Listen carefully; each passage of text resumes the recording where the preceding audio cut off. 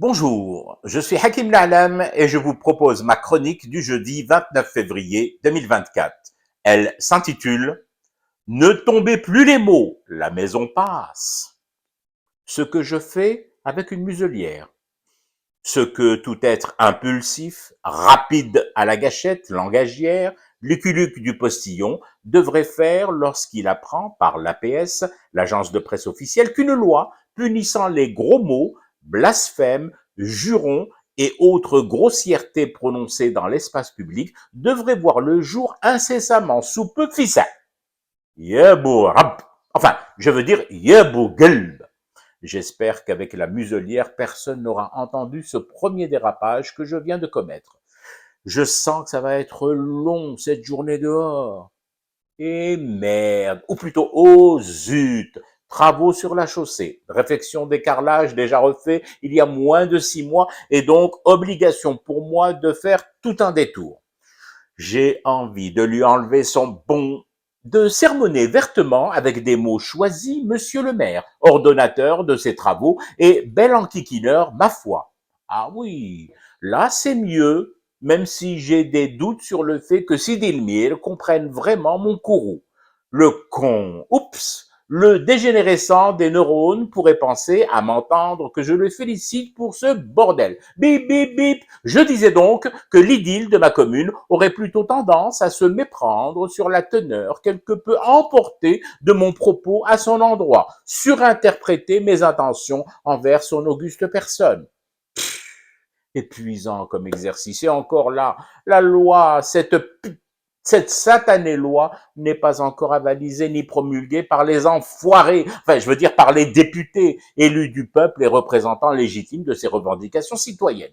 Mon Dieu, même moi je n'y crois pas à ces conneries. Oui bon, conneries ça va encore, on peut. J'aurais bien pu balancer toute une batterie de joyeuseté fleurie qui commence par un T et se termine en queue de poisson pourri. Non, ça ne peut plus durer comme ça. Il est à peine midi et ma bouche me fait mal de contraintes ainsi imposées sur ces coutures martyrisées. Yedin kdaoukda, ou plutôt, saperlipopette. J'allais oublier les courses au marché de ma bourgade. Ah, le marché. Yal akhawat et les ikhwa. À partir de là, je ne garantis plus rien. Je ne réponds plus de Walou. La virée au souk, ça sera sans airbag.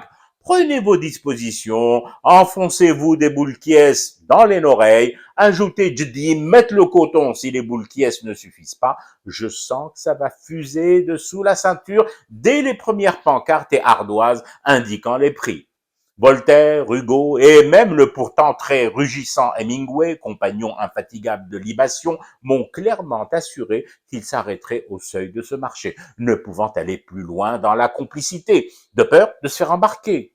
Des étrangers, amateurs de belles lettres, ciseleurs de textes immortels, accompagnant qui? Un battleur, un charretier, un ivrogne du verbe débridé, et qui tire à haute voix sur des courgettes à 250 dinars avec des expressions que l'on dirait tout droit sorties d'un boxon. Enfin, je veux dire d'un lupanar perdu quelque part dans un port incertain de brume et au quai truffé de bouges, débordant de ripailles et de grivoiseries partagées. Même Céline ne me suivrait pas. Pourtant, c'est bien là, dans cette arène à jurons, dans cet hémicycle du blasphème, au milieu de cet incubateur à tatière, qu'il me faut entrer en combat téméraire afin d'y acheter le thé que je fume en grommelant à ce cauchemar qui continue.